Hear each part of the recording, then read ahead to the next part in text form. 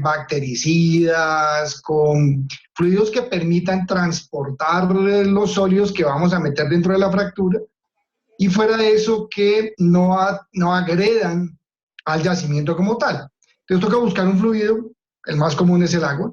La idea es sacar la misma agua de la formación que ya se produjo, utilizarla para devolvérsela a la formación en forma de presión con un apuntalante, que es un sólido que soporta la fractura como tal. Y el bactericida es porque los viscosificantes, algunos de ellos son hechos con material orgánico, entonces eso genera, digamos que una bacteria que hace que se degrade. Y las bacterias trabajan, digamos que funcionan en un pH específico, entonces hay que agregarle soda cáustica o ácido para mantener el pH de tal forma que estas bacterias no crezcan. Por eso es que es importante utilizar el agua y una gran cantidad de químicos. En químicos hay muchos, en viscosificantes hay muchos, entonces depende mucho de lo que yo vaya a hacer y de la formación que yo voy a tratar. Puedo utilizar un viscosificante u otro, un reductor de fricción, inclusive cuando uno trabaja a altas presiones y altos caudales, necesita reducir fricción. Entonces definitivamente necesita unos químicos que posteriormente pueden ser retirados. ¿Y qué apuntalantes hay? Pues apuntalantes hay, por ejemplo, la bauxita, que es de alta resistencia. Está la cerámica, que es de resistencia media, y también se puede utilizar la misma arena. Depende mucho de qué tan compacta es la formación y qué tanta presión va a soportar esa fractura. Presión me refiero a todas las capas subyacentes que tenga en el sitio donde yo voy a fracturar. Lo normal es utilizar bauxita porque voy a la fija, en varios sentidos. Uno, porque soporta la carga, soporta el peso que van a ejercer las formaciones sobre ella. Y fuera de eso, tiene una muy alta porosidad que me genera una muy alta permeabilidad y me permite poder fluir a través de ella. En el fluido de perforación, aquí hay una pregunta que dice que el fluido de perforación mezclado con el apuntalante tiene algún tiempo de remojo antes de continuar con la producción. La idea es no utilizar el fluido de perforación. Lo normal es utilizar un fluido como agua. Utilizar fluido de perforación como para fracturas no es muy buena idea porque el principio del fluido de perforación es absorber agua y lo que queremos aquí es soltar el agua. Entonces, en workover es exactamente al contrario de la tendencia de perforación. Entonces, digamos que utilizar un fluido de perforación no es muy buena idea para hacerlo en fracturas.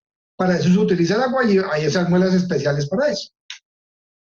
Y una vez se hace la fractura, aquí me preguntan si debo hacer suaveo o swabbing. Pues, realmente sí, es una buena práctica. La idea es retirar ese fluido lo más que se pueda para que no vaya dentro del sistema de levantamiento artificial. Entonces lo que yo puedo hacer es utilizar el suaveo para retirar, digamos, la mayor cantidad de agua posible que que el yacimiento me devuelve. Porque en las fracturas lo normal es que yo fracturo, pero el yacimiento me devuelve una cantidad de fluido que puede ser utilizado en pozos subsiguientes. Se pierde una cantidad muy pequeña. Básicamente por eso sí es buena idea utilizar el suaveo. Dice aquí, ¿qué estudios o registros se hacen para detectar la mayor zona de agua cañoneada? Para cañonear, yo utilizo, bueno, yo no, en la industria del petróleo utiliza, digamos que varios registros eléctricos para poder correlacionar dónde se va a cañonear. Para poder saber, digamos, qué formaciones son capaces de almacenar fluidos, está el gamma ray, como muy genérico, mejor dicho. El de resistividad me identifica los fluidos, porque pues el agua es más resistiva que el crudo. Y el neutrón porosidad, que me dice la densidad de los fluidos que yo tengo ahí. Esos serían los básicos que yo correría para poder determinar las zonas donde yo debo cañonear. Si yo tengo una zona cañoneada ya y me está produciendo agua, lo mejor es correr un registro DST, el steam test, que me permite, o un PLT o un ILT, que me permite determinar, una vez cañoneado, qué formación que era productora de hidrocarburos se me vino como productora de agua, y ahí yo puedo pensar en algún digamos, en algún taponamiento que me permita o detener el agua, ya sea mecánico o instalando un empaque, o con algún producto químico que me detenga la producción de agua. Otra pregunta que me hacen aquí es, los tipos de levantamiento artificial, ¿a qué distancia o profundidad son eficientes? En la presentación que yo les entregué en la pestaña, ya les digo un segundito, en la pestaña 23, está una tablita que nos muestra básicamente en dónde yo debo instalar un sistema de levantamiento artificial, a qué profundidad, con qué caudal, qué tipo de fluido, si, pues, si es capaz con agua o no, porque todas estas variables deben ser consideradas. Por ejemplo, el bombeo mecánico, él es muy bueno produciendo fluidos, es de una muy alta eficiencia, pero tiene la limitante de la profundidad porque yo necesito varilla para poder extraer el fluido. Entonces, a mayor profundidad, mayor diámetro de varilla, entonces necesito mayor tubing, entonces se hace ineficiente a muy altas profundidades. Sistema de levantamiento artificial como en bombeo hidráulico puede utilizarlo a ultra profundidades, como pozos de Arauca, que son a 22.000 pies de profundidad. Entonces depende mucho de lo que yo vaya a producir y de las condiciones del pozo en las que yo pueda instalar un determinado levantamiento artificial. Por ejemplo, el bombeo PCP también utiliza varilla, pero es capaz con gas, o sea, puede tener gas libre dentro de la bomba y ella es capaz de producirlo. Bombeo mecánico no, la electrosumergible tampoco. El bombeo hidráulico es altamente perjudicial tener gas. O sea que definitivamente yo sí tengo que saber cuáles son los pozos y qué profundidad tienen, el grado de desviación que van a producir. La arena, por ejemplo, pozos que producen arena, no es muy buena meterle un electrosumergible, un bombeo mecánico, porque es un metal contra un metal. Entonces hay que pensar en todo este tipo de condiciones para poder decir y poder contestar esta pregunta. El tema del coil tubing, ahí dice cool tubing, es coiled, escrito coiled en inglés, coil tubing. Es una herramienta realmente muy utilizada, sí, tiene razón, en la presentación no está. Es una herramienta realmente hoy en día muy utilizada, pero también tiene el tema que es un poco costoso su manejo. Es una tubería flexible que va por dentro del tubing que tenemos instalado en los pozos. Con ella podemos hacer una gran cantidad de trabajos, una gran cantidad, cañonear, pescar, cementar, registrar. Es altamente versátil, es muy fácil de manejar, muy costosa, pero es muy buena, permite hacer gran cantidad de cosas que digamos que podría yo tener sin necesidad de sacar la tubería. Uno de los grandes costos que yo tengo en el workover es tener que sacar lo que yo tengo dentro del pozo. Entonces, una forma de minimizar ese costo es meter el tubing y reparar alguna situación que yo tenga dentro del pozo, como arenamientos o necesidad de alguna cementación forzada que tenga que realizar porque tenga algún colapso en el casing, que tenga que hacer una estimulación matricial, entonces puedo meter a través de este equipo y presionar un ácido dentro de la formación para hacer un tratamiento ácido, un fracturamiento, en fin.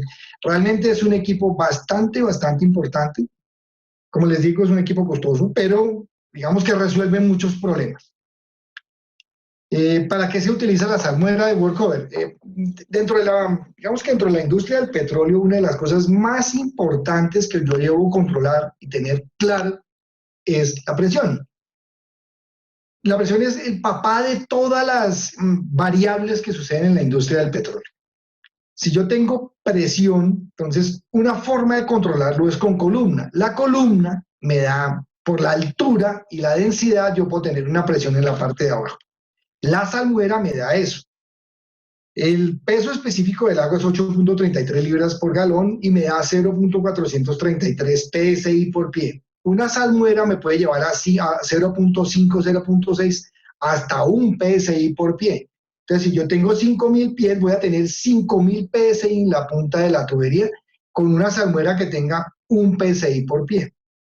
Entonces, eso depende mucho del tipo de salmueras. Salmueras hay los bromuros que pueden dar hasta 20, 22 libras por galón, que eso es mucho, eso es bastante. Entonces, una forma de controlar las presiones es utilizar las salmueras. Otra pregunta que yo tengo por acá es, ¿cuál es el porcentaje aproximado del uso de estimulación química en los yacimientos en Colombia? Esta es una respuesta difícil de contestar. Es muy común utilizar casi todas las posibles soluciones químicas que hay para atacar un problema que yo tenga dentro del pozo. ¿Qué pasa? Decir cuál es el mayor y cuál es el menor es muy difícil. Por ejemplo, en el Putumayo tienen problemas de calcáreos, entonces allá van a utilizar un producto químico que les ataque la producción de carbonatos de calcio y magnesio.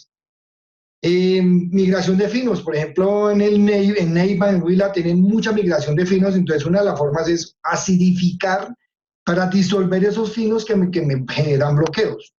Cuando yo tengo producción de asfaltenos, tengo producción de parafinas, cada uno tiene un tratamiento químico que debe ser atacado de una forma diferente. Entonces, contestar cuál es el más común es muy difícil. Lo que sí se puede decir es que es una práctica común. Depende de la situación que yo tenga, yo puedo utilizar un tratamiento químico. En el campo donde yo trabajo hay alta producción de arena, altísima producción de arena. Entonces, utilizar una acidificación incrementaría drásticamente el problema. Pero apenas yo tengo la arena dentro del pozo, una de las cosas que yo tengo que hacer es buscar la forma de tirarla, bien sea con nitrógeno o con alguna otra cosa que me pueda ayudar a resolver el problema. ¿Cuáles son los productos químicos más utilizados? Entonces están los ácidos, digamos que en ácidos, en acidificaciones, dependiendo del problema que yo tenga, tengo que pensar mucho en los ácidos. Yo preferiría los ácidos orgánicos, que son menos agresivos con la tubería. Acuérdense que dentro del pozo yo tengo el casing, que es el que debe ser protegido porque es el que va a durar desde el día cero del pozo hasta los 80 años después de haber sido trabajado. Entonces, si yo utilizo ácidos inorgánicos, lo puedo llegar a atacar. Digamos que lo más común podría llegar a ser utilizar productos químicos orgánicos. Dice aquí, quisiera saber cómo funciona el sistema de levantamiento artificial Reciprocating Rod Lift. Es básicamente el bombeo mecánico. Al ser reciprocante, tengo la varilla que va y en la punta de la varilla tengo una especie de jeringa. Esa jeringa, hagan exactamente el ejercicio mental de poner la varilla dentro de la jeringa y presionar hacia abajo de tal forma que el fluido entra dentro de la jeringa, y cuando yo jalo o subo, el fluido lo que hace es pasa entre una válvula y otra y pasa a la parte de arriba de la válvula viajera, y esta lo que hace es empujarme el fluido hacia arriba. Es básicamente meter una jeringa dentro del pozo. Entonces, bajo, succión, bajo, succión. Funciona con unas válvulas, que es esta que ustedes ven acá. Esto es una válvula que hay no sé si la ven bien, pero esta es una bola. Y aquí tengo el asiento de la bola. Dentro del pozo tengo dos bolas. Les puedo explicar un poquito mejor. Tengo dos bolas, una fija y una viajera. Entonces, esta lo que hace es cuando entra dentro de la jeringa, esta válvula se me abre y me permite el paso del fluido a través de ella. Cuando yo trato de subir, esta se me abre, la de abajo se me abre y la de arriba hace la fuerza necesaria para empujar el fluido hacia arriba. Ese es el bombeo mecánico o el Reciprocating Rod Lift, que es básicamente lo mismo. Y es por lo que nos identifican a todos los ingenieros del petróleo.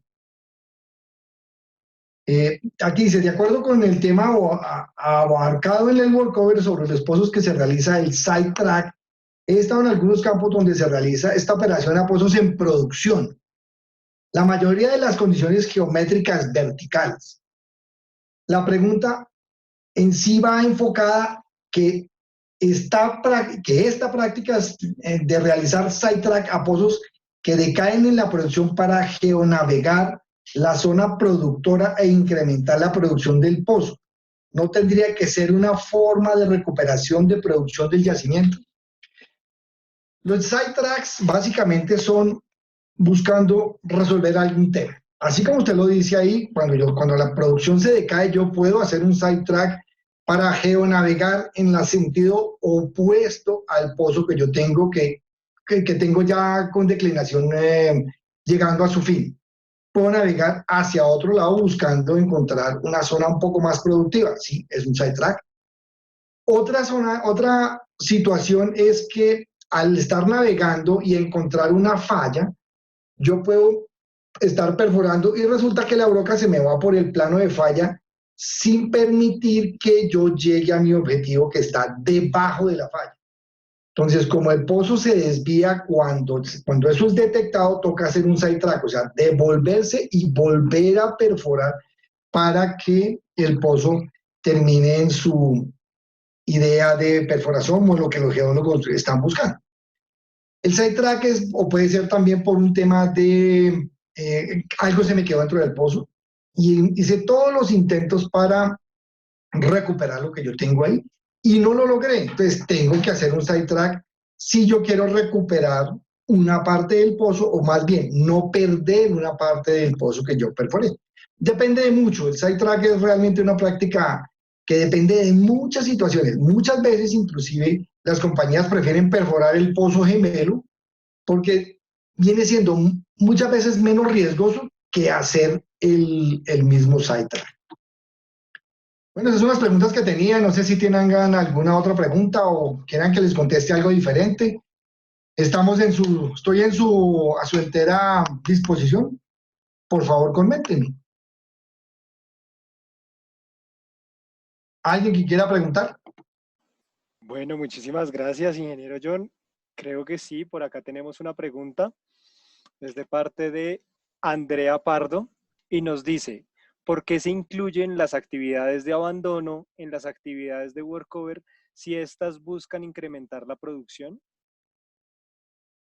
Porque es que mira, un pozo, cuando tú hablas de pozo, tú tienes que pensar desde el día que lo planeaste hasta el día que lo abandonaste. Todas las operaciones tienen que estar incluidas.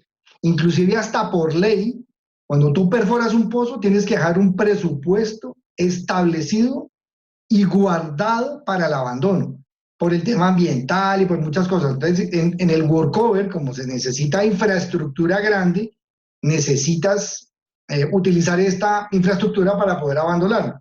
Entonces, desde el momento cero hasta el de la cristiana sepultura, necesitas utilizar las operaciones de workover, que básicamente es un equipo de un equipo de workover, o sea, un taladro, un chivo, como llamamos nosotros, el equipo que te va a cementar y digamos que tener claros los registros para poder aislar las zonas que fueron productoras de hidrocarburos, que fueron productoras de agua de producción, valga la redundancia, aguas, tienes que aislar las zonas de agua dulce que encuentres en la parte superficial. O sea, tienes que hacer todo un tema de cementación bien estructurado y por eso necesitas a las empresas de workover y a los ingenieros de workover.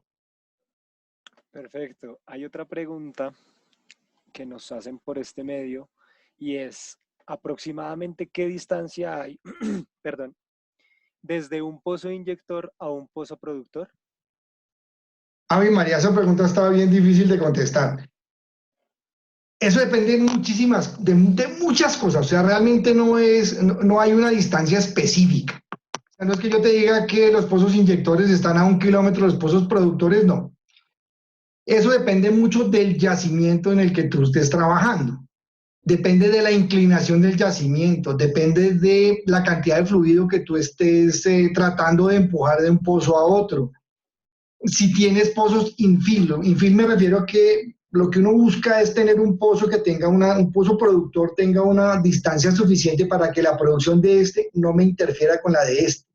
Esa distancia debe ser, digamos que establecida a través del análisis de yacimientos. Si yo ya sé que este pozo me está interfiriendo con este, quiere decir que están en pozos ínfilos, o sea que está muy cerquita uno del otro. Si están muy cerquita, pueden interferir la producción y lo que uno puede hacer es, venga, este pozo me está interfiriendo con este, entonces volvamos uno de los dos inyector para que me empuje el crudo hacia el pozo productor. Visto aquí es muy fácil, pero no es tan sencillo de contestar, de decirte eso están a 500 metros o a 1 metro o a 500 pies. No es una respuesta sencilla porque hay que hacer todo un cálculo y toda una ingeniería y toda una simulación para poder determinar cuál es la distancia ideal. Y como yo lo que vaya a utilizar son los pozos perforados para volverlos inyectores, porque la idea no es perforar pozos inyectores, sino utilizar los mismos pozos productores que ya están en su vida, ya están en su declinación, para que el crudo que se quedó ahí cerquita de esos pozos sea empujado hacia los pozos productores. Entonces, digamos que lo que hay que hacer es convertir pozos productores a pozos inyectores. Perfecto, John. Muchísimas gracias. Hay otra pregunta, nos la hace Mauricio Orozco. Cuando hablamos de riesgos en hacer un sidetrack, ¿cuáles son estos riesgos para preferir hacer un pozo gemelo? Los riesgos son muchos. Por ejemplo, cuando uno perfora, el riesgo siempre está en quedarse pegado. Y el quedarse pegado es poder tener pérdida de la tubería que usted tiene adentro, más la broca, más toda la infraestructura del motor y todo lo que esos equipos son altamente costosos. Entonces, los riesgos existen muchos. Lo otro es, si yo ya me fui por el plano de falla, como les estaba contando ahí por el ejemplo, me puedo volver a ir por el mismo plano de falla. Entonces voy a tener otro problema. Fuera de eso, puedo tener zonas de, digamos, que no sea, que son muy friables, que se me sueltan y me van a dar contra la tubería de perforación, me la van a atrapar, entonces voy a tener, aparte de que voy a estar atrapado en la tubería, voy a tener un hueco mucho más grande del diámetro de la broca, lo que puede dar también un riesgo de una cementación no muy buena. Tengo todos los riesgos del mundo, o sea, perforar tiene muchos problemas, muchos riesgos. Y ahora súmele que estoy haciéndole un hueco adicional a otro que ya perforé por algún motivo. Entonces siempre los riesgos existen, siempre van a estar ahí. Perfecto, ingeniero John. Creo que por el momento no tenemos más preguntas para este módulo de workover y remediación de pozos. Te agradecemos que nos hayas acompañado el día de hoy en la asesoría y seguiremos con el próximo módulo. Si de pronto van saliendo más preguntas, pues te las iremos haciendo. Perfecto, voy a estar aquí, muchas gracias. Bueno, listo, vale, ingeniero. Muchísimas gracias a ti por estar acá con nosotros. A continuación tenemos al ingeniero Juan Enrique. Él hablará sobre el siguiente módulo. Así que adelante, Juan Enrique. Bueno, buenas noches. Buenas noches. Adelante. De las preguntas recibidas, la primera será, ¿en qué parte del proceso de producción se separa el gas que se termina quemando en las llamas permanentes que se ven en los campos? Okay.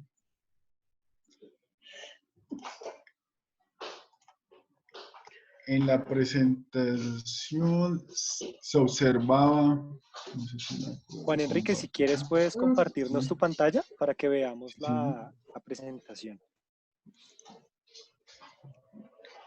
Eso, acá en la presentación.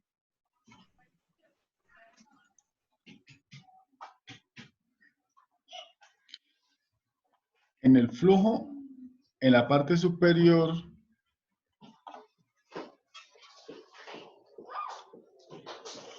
después de la planta de gas, se puede hacer un desvío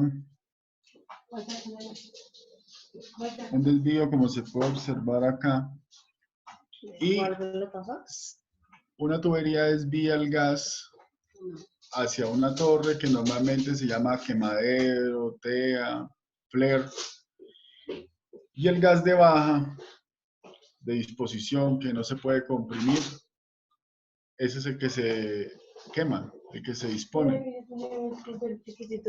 ¿Cuál es la restricción que hay? Hay que pedir un permiso a la Agencia Nacional de Hidrocarburos, a la ANH. En ocasiones hay que pedir el permiso también al ANLA de un volumen determinado de quema. Pero en el proceso del gas, después de la planta de gas, es que se lleva a quema. El gas que se quema también debe tener especificaciones casi de venta debido a los residuos y a los gases de quema que deben ser muy parecidos a los de combustión, de una combustión de un gas natural residencial o industrial. Y espero haber dado respuesta a esa pregunta. Okay. La siguiente pregunta es, me gustaría saber si antes de centralizar el caudal de todos los pozos, se realiza un pretratamiento para integrar o igualar los pozos de grados API o las propiedades de cada línea de producción en los diferentes pozos. Por fortuna en Colombia muchos de los campos se logran diferenciar los yacimientos. Me explico. En el llano, en Magdalena Medio, cuando se encuentra un campo, sus propiedades son similares. En ocasiones hay campos con 2 o 3 propiedades diferentes. Por ejemplo, una diferencia grande en API, viene un pozo con 30 grados API en una formación y en otra viene con 20. Cuando se hace la autorización de parte de la NH se puede mezclar. Cuando no se hace permiso hay que producirlos por separado, en líneas separadas, a sistemas de recolección separados. Cuando se hace autorización se puede hacer la mezcla. No obstante, hay que hacer la diferencia entre cada uno de los yacimientos. Lo mismo pasa a nivel vertical con los pozos. Hay campos, por ejemplo, en el piedemonte llanero, donde las presiones son muy diferentes. Entonces, en cuanto a presión de los pozos, hay que separar las líneas de recolección y llevarlas a satélites independientes, unos de alta presión y otros de media o baja presión. Pero un tratamiento previo no hay. Los únicos tratamientos que tienen son de inyección downhole, o sea, en fondo de pozo, un desemulsificante, un inhibidor de incrustaciones, algún tipo de químico que ayude a estabilizar los fluidos. Lo mismo en superficie, rompedores.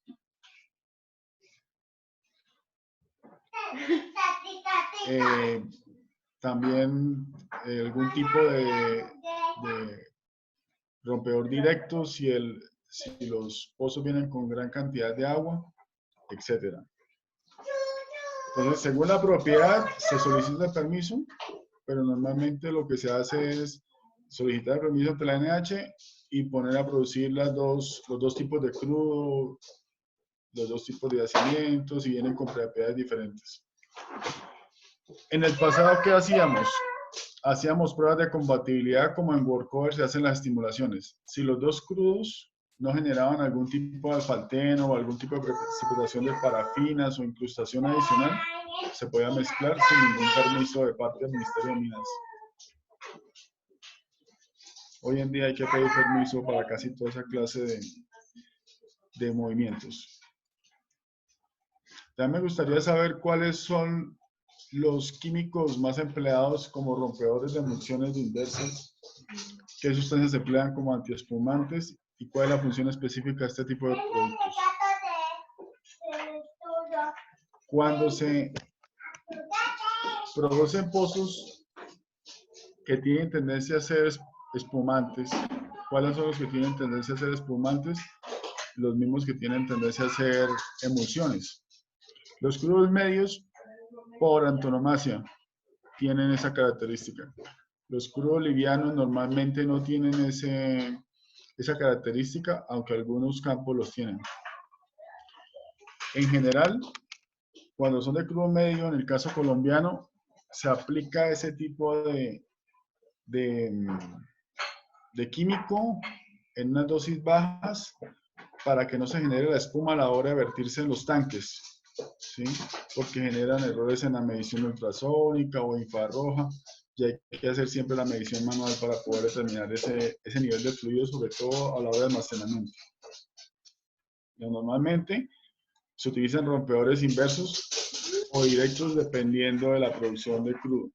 Si los cortes de agua son altos, una directa. Si es un crudo con bajo corte de agua, se utilizan rompedores inversos. Existen en el mercado rompedores universales que actúan en un rango de corte de agua y se pueden utilizar indistintamente como venga el caudal, si viene más crudo que agua o más agua que crudo. Lo que pasa es que son más costosos. Entonces ahí es donde es más económico, como lo dije en la presentación, más económico contratar a un procesista o un experto en tratamiento químico que pagar químico caro. De hecho, el tratamiento químico puede ser más del 10-12% de todo el costo de operación de un campo petrolero. Eso paga cualquier sueldo de cualquier experto químico. Entonces, espero haber dado respuesta a esta pregunta. En la tercera, la pregunta para la inyección de químicos en la operación, ¿cuáles son los más utilizados en cabeza? La inyección de químico más utilizado en cabeza son los rompedores. En el caso colombiano, los rompedores inversos, cuando el crudo es de bajo corte de agua, o corte, crudos donde hay crudo pesado, utiliza el rompedor directo. Cuando ya son yacimientos más antiguos, maduros, se utilizan rompedores inversos incluso desde fondo, porque a veces esa emulsión afecta el funcionamiento de las bombas, independiente del sistema de levantamiento artificial que se use. Entonces, los más utilizados son esos. En el caso de Huila, Tolima, donde hay alta precipitación de parafinas, se utilizan los rompedores de parafinas como unos disolventes. Imaginémonos un thinner o un barsol, mucho más económico, mucho más diluido, que trabaja con altos caudales, que trabaja con turbulencia. De todas formas, su dosificación hay que ser bien estudiada por los procesistas en campo para que los costos de ese tratamiento no sean tan altos.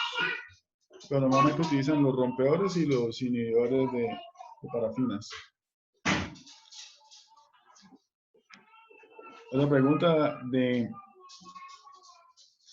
acuerdo al tema de terminología usada por parte de producción y facilidades, quiero saber si se debe usar porcentaje de SW o porcentaje de SW, de acuerdo a las nuevas normas dadas por la API. La última revisión de la API indica que es porcentaje de SW. No obstante, el sentido es el mismo. O sea, Basic Solids o Solids and Water es exactamente lo mismo. Cuando se utilizaba el BSW, era cuando se había certeza de que había una producción base de sólidos. ¿Qué pasa? Cuando se perfora un pozo nuevo o el campo está nuevo, hay una tendencia de producción de sólidos. A medida que pasa el tiempo, especialmente en los yacimientos que tienden a producir arena, que son poco consolidados, ese valor de corte de arena varía y tiende a aumentar.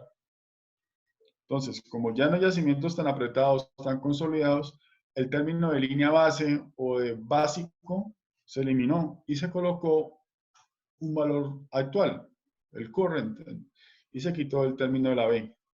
Yo normalmente no utilizo dos términos, yo utilizo corte de agua o utilizo watercat, no utilizo SW porque depende de la vista del laboratorista.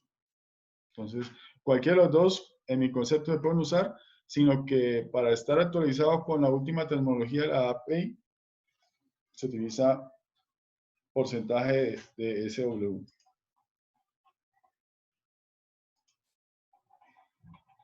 No sé si hay alguna otra pregunta que se pueda resolver. Muchísimas gracias, ingeniero Juan Enrique.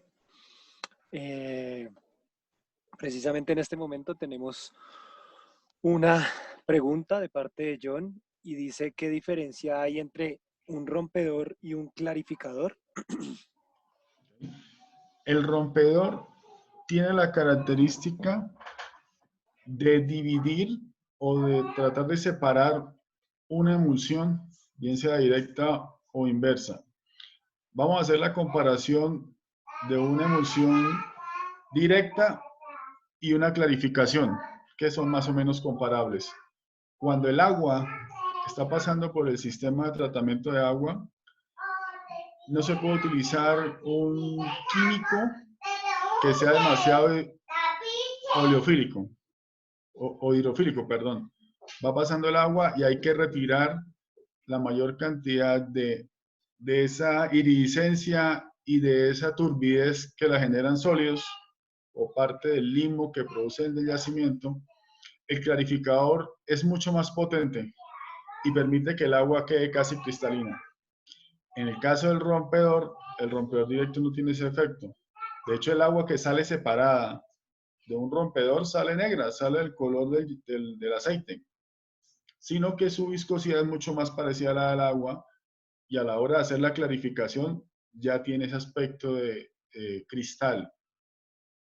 Por el clarificador, por esa potencia que tiene, es mucho más caro, es mucho más concentrado. Entonces hay que dosificarlo mejor en los equipos de tratamiento de agua. Por tanto, utilizar un clarificador en las líneas antes de la entrada de la estación es un costo innecesario. Por eso no se usa. Se usa el clarificador en el sistema de tratamiento de agua. Pero su efecto es muy similar, solo que es más concentrado, son químicos mucho más costosos que hay que dosificar de mejor forma. Listo, ingeniero, perfecto. John Felipe nos pregunta, ¿qué es bautizar un tanque o separador? Es ¿Qué es una bautizar un palabra. tanque? Sí, señor. Cuando hay un término que está asociado al bautizo. Cuando se tiene un tanque de almacenamiento o un tanque de proceso, donde se quiere que las interfaces estén diferenciadas, el agua o el crudo, cuando eso no sucede, hay un tanque emulsionado. En eso es cuando los operadores dicen que está amarrado. El agua está amarrada al crudo. Es más crítico cuando los tanques son los de almacenamiento y ya estamos a punto de bombear o de vender o de cargar los carrotanques en el cargadero. Entonces, ¿qué hace el operador? Toma un balde o toma una pimpina, un recipiente con el producto rompedor, un rompedor inverso casi puro, diluido muy poco, su concentración es 10 o 20 veces más alta que la que se utiliza en el tratamiento o una línea de flujo. Se le vierte por encima del tanque, él se expande por donde puede y lo que hace es desamarrar esa agua, hacer el rompimiento mucho más acelerado. Eso sucedía, actualmente sucede menos. ¿Por qué? Porque por el tema de optimización, inteligencia artificial en la formulación de esos químicos, si sobrepasamos una concentración recomendada, el efecto puede ser contrario. Entonces a veces se utiliza más calor, serpentinas en los tanques o dejarlo reposar para que el agua pueda decantar a punta de densidad. Pero normalmente se hacía esa operación, un rompedor inverso para poder desamarrar el agua, entre comillas, o sea, eliminar esa emulsión inversa y poder decantar el agua y que el crudo quedara en condiciones de venta.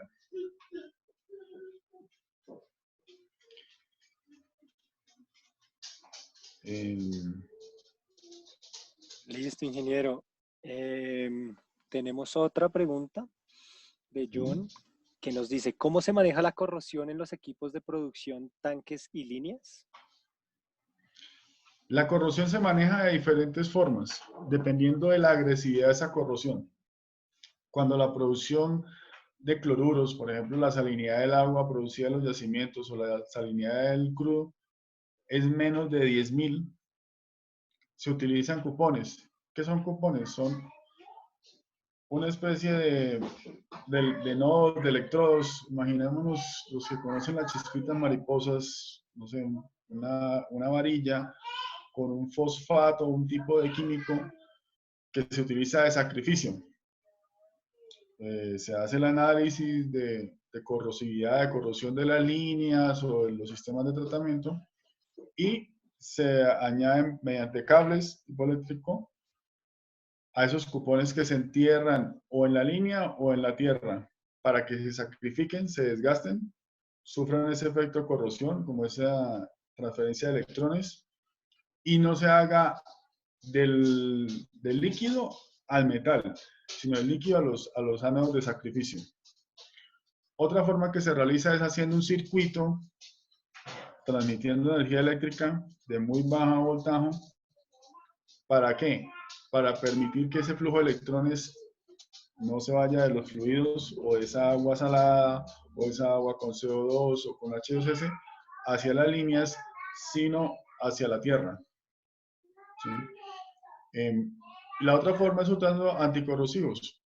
Entonces lo que se pasan son dosificaciones de anticorrosivo en las líneas de biocida, que hoy en día no se usa mucho por su efecto en el medio ambiente, pero un anticorrosivo que permita crear una capa fílmica al interior de las líneas para que se proteja y se tenga esa integridad mecánica de los oleoductos y de los equipos de tratamiento.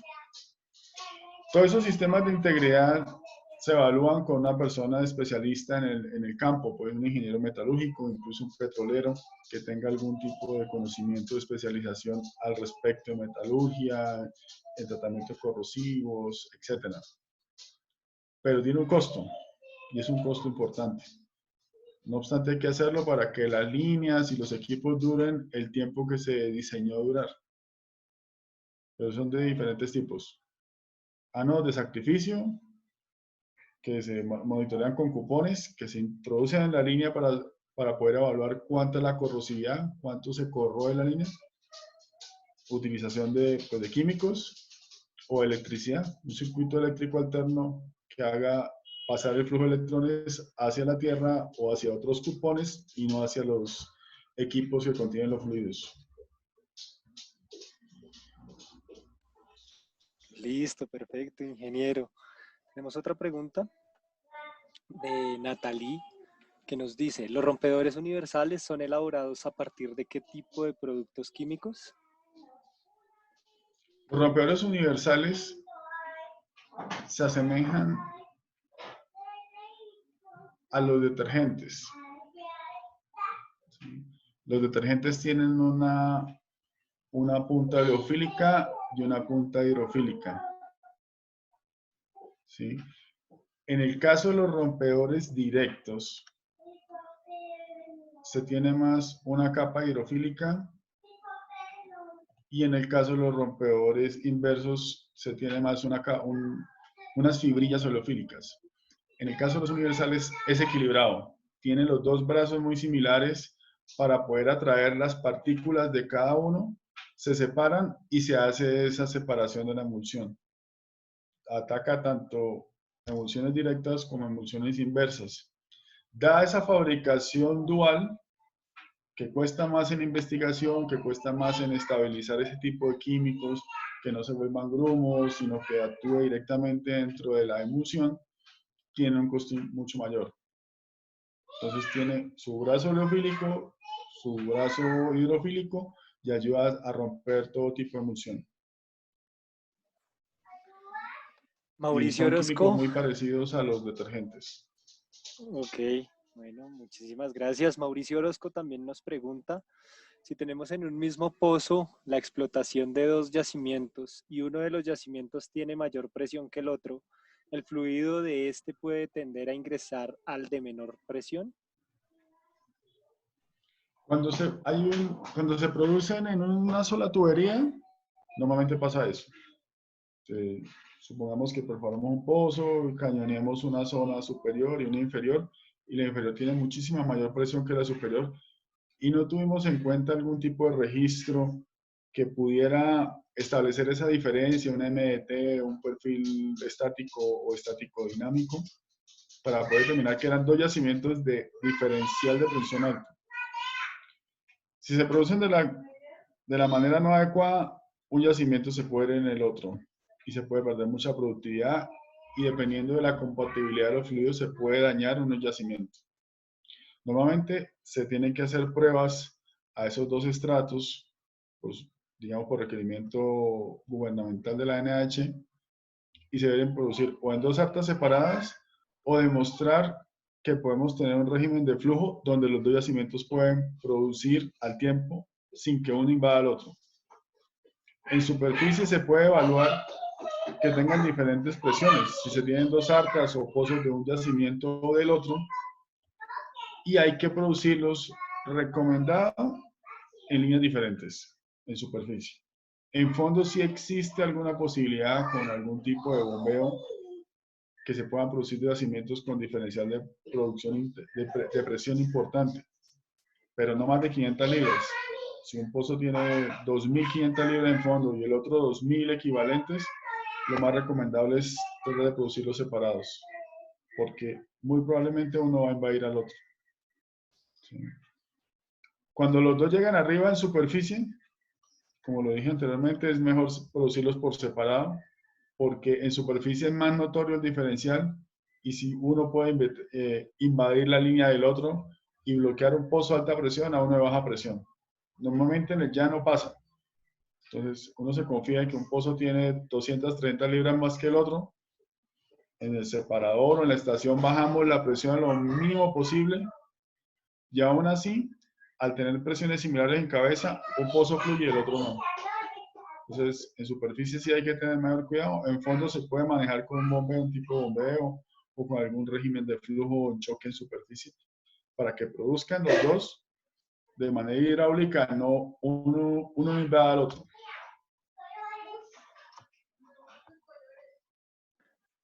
Listo, ingeniero Juan Enrique, muchísimas gracias por la respuesta a estas preguntas, por tu asesoría en el día de hoy. Hasta el momento no tenemos más preguntas y Muchas gracias. seguiremos. A ti, muchas gracias por conectarte con nosotros. Bien, a continuación nos acompañará el ingeniero Carlos Arenas. Él es el instructor de nuestro módulo de Industria Petrolera y Medio Ambiente. Así que le daremos la palabra al ingeniero Carlos. Muy buenas noches, Carlos. Adelante.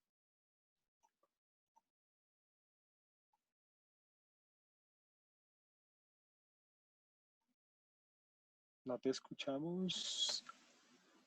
¿Ya me escuchan Ahora ahí? sí. Perfecto, ingeniero. Claro que sí, adelante. Ok. Bueno, bueno, voy a empezar respondiendo las dos preguntas. Bueno, buenas noches a todos. Qué pena no los saludé. Espero que este curso pues haya sido de su interés y de su provecho. Me enviaron dos preguntas que son las que voy a empezar a responder. La primera de ellas dice que, de acuerdo a lo visto en la parte, me está preguntando que si un PMA de un proyecto de facilidades tempranas como una batería se puede utilizar para un CPF o una estación de facilidades más grandes del mismo campo, que si se puede usar el mismo PMA. Entonces, esta pregunta hay dos formas de responderla, una desde el punto de vista técnico y otra desde el punto de vista jurídico. Desde el punto de vista técnico, si yo elaboro un PMA para unas facilidades tempranas en la etapa de exploración y después esas mismas facilidades tempranas se van a convertir en un CPF o en un centro de producción sin ningún cambio adicional, sin agregarle una vasija más o sea, si no cambia esa concepción que tengo de las facilidades tempranas desde el punto de vista técnico, digamos que yo podría utilizar el mismo plan de manejo ambiental. Claro, o sea, digamos que los conceptos que utilicé para diseñarlo cuando eran facilidades tempranas son los mismos válidos para una etapa ya de producción. Lo que pasa es que desde el punto de vista jurídico no se puede, porque son dos etapas diferentes de la industria. Las facilidades tempranas hacen parte de la etapa de exploración y yo para que me autoricen mis actividades de facilidades tempranas las incluyo dentro de la licencia de exploración, en las que voy a incluir la elaboración de la perforación de un par de pozos exploratorios y pues obviamente tener mis facilidades tempranas en caso de que los pozos salgan productores. Pero cuando yo quiero avanzar a la siguiente etapa, que es la etapa de explotación, voy a tener que hacer o voy a tener que tramitar una nueva licencia. Y entonces en esa licencia nueva, donde voy a contemplar todas las actividades de producción, tendría que jurídicamente pedir la autorización para utilizar esas facilidades tempranas. Lo cierto es que es un caso muy extraño de que suceda, ¿no? O sea, normalmente, pues, si los pozos salen productores, las facilidades tempranas no son suficientes para manejar la producción y al menos se necesitarían ampliar un poco estas unidades de producción. Listo. Entonces, esa fue la primera pregunta. Hay otra pregunta que me llegó por acá, que es que de acuerdo a un plan de manejo ambiental, ¿cuántos pozos pueden estar en un clúster? Desde el punto de vista ambiental, no hay ninguna limitación. La limitación es técnica. ¿Cuántos pozos puede soportar una plataforma? Nosotros hemos hecho estudios donde hemos tenido 3 pozos para una plataforma, 5 hasta 7 pozos para una plataforma.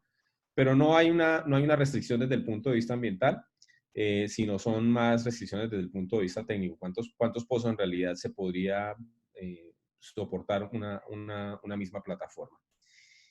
Esas son las únicas 2 preguntas que tengo. No sé si haya más preguntas. Bueno, por este medio, ingeniero, muchísimas gracias. Y aún no tenemos preguntas en vivo dentro del chat. Si de pronto los participantes tienen alguna duda respecto al módulo de industria petrolera y medio ambiente, es momento para hacerlas por medio del chat.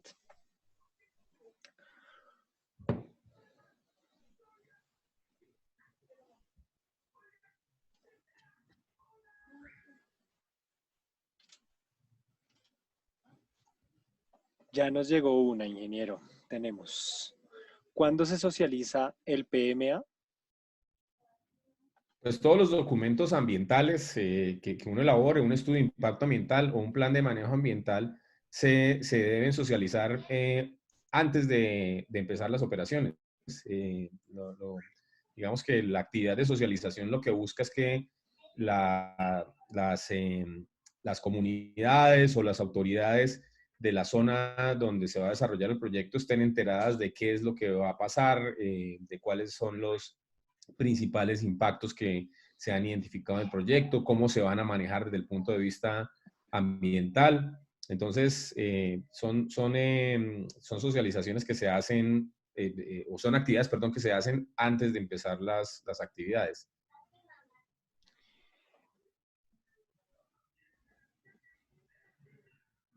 Tenemos otra pregunta. Sí, ahí Andrés estoy leyendo de la misma pregunta que si es distinto la fase de exploración y la fase de producción, Sí, la fase de señor. exploración y la fase de producción. Y eso era un poco lo que estaba explicando al comienzo con la respuesta a la pregunta de lo del plan de manejo ambiental. Sí, son 2 etapas totalmente diferentes y son 2 etapas que necesitan tramitar una licencia ambiental. Yo hago unos estudios para la fase de exploración, en la que, como dije, contemplo la perforación de pozos y en la que contemplo las facilidades tempranas de producción.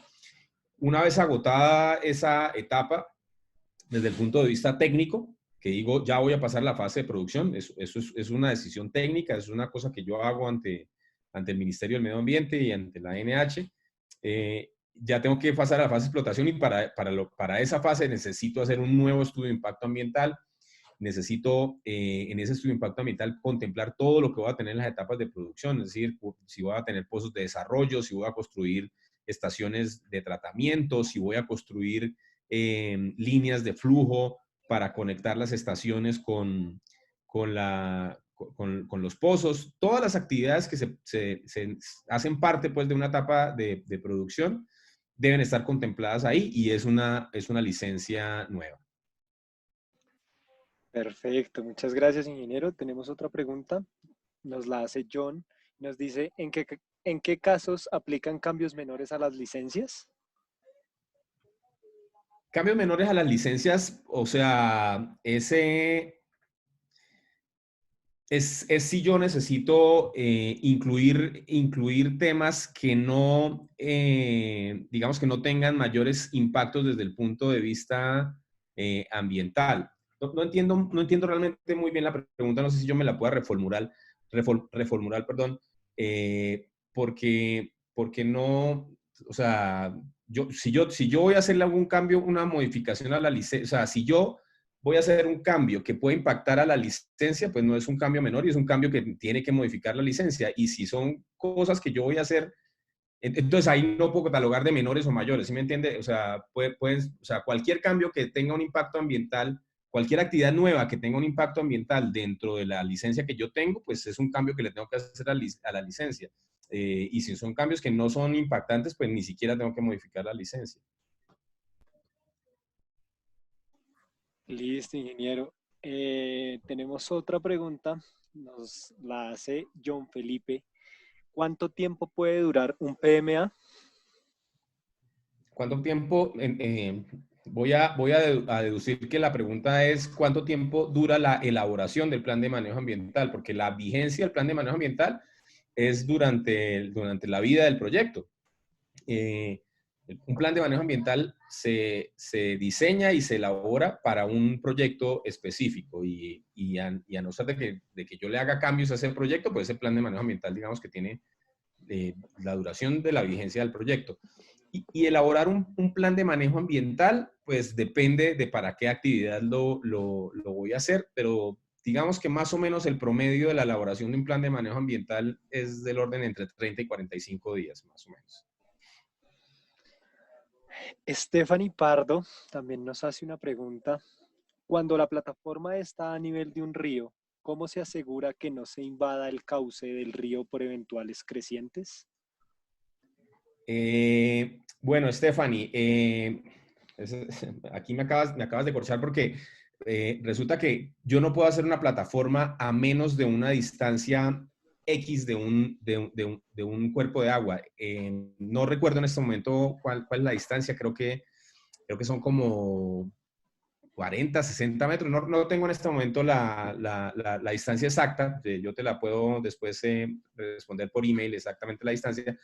Pero lo cierto es que la primera forma de garantizar de que no haya una intervención entre el proyecto y el río es respetando la distancia mínima que la autoridad impone para este tipo de obras. Y bueno, ya si yo durante los estudios determino que podría haber una eventual, invasión del cauce del río por una creciente, que hay un peligro potencial de eso, pues la forma en la que se asegura de que no pase eso es tomando una mayor distancia que inclusive la que está obligada por la ley. Muchas gracias. Las licencias ambientales siempre llevan tiempo en ANLA. ¿O es la industria petrolera la que más demora tiene en recibir estas licencias? Y si es así, ¿este hecho es por algo en particular? Yo no sé estadísticamente cómo es el tema en este momento, porque lo que pasaba antes es que las licencias petroleras no era que tomaran más tiempo, yo creo que al final todas las actividades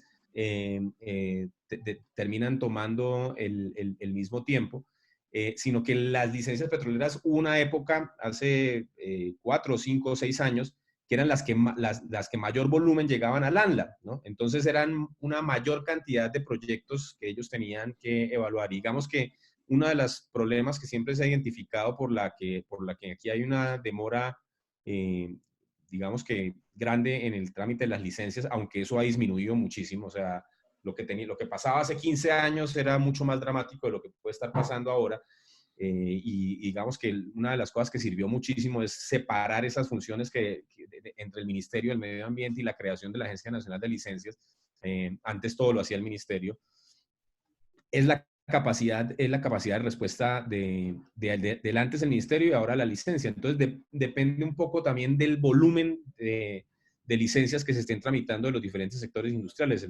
El ANLA tiene una capacidad, pues, de técnicos para hacer las evaluaciones, y si llegan demasiadas licencias, pues son más las que tienen que analizar.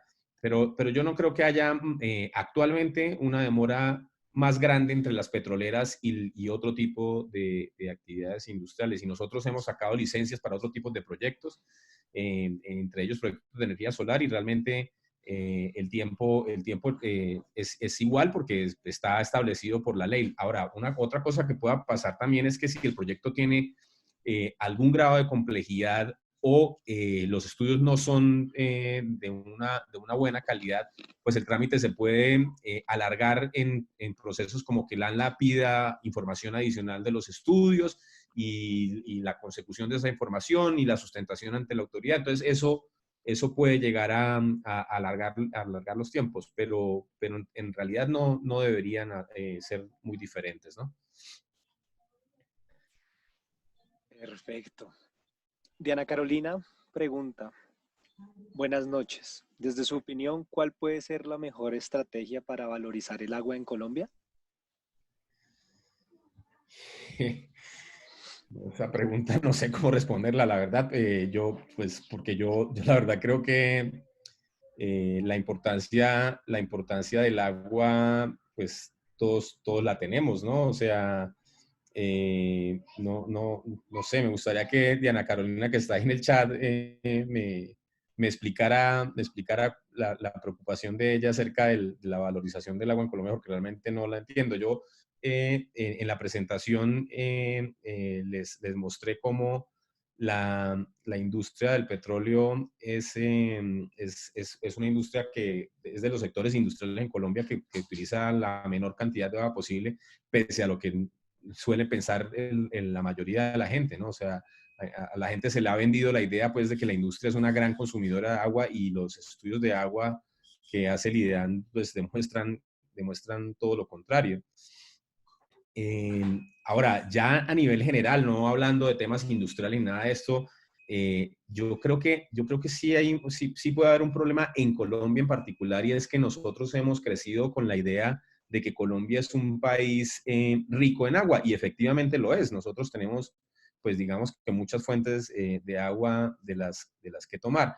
Y entonces, pues pasa cuando uno tiene abundancia de algo, ¿no? O sea, a lo mejor no lo valora de la misma manera que otras sociedades que sí tienen muy escaso ese recurso. Entonces, no sé, una forma de responderte sería diciéndote que pues hay que concientizar a la gente que el agua no es un recurso infinito y que hay que saberlo manejar, a pesar de que nosotros somos un país que tiene mucha agua.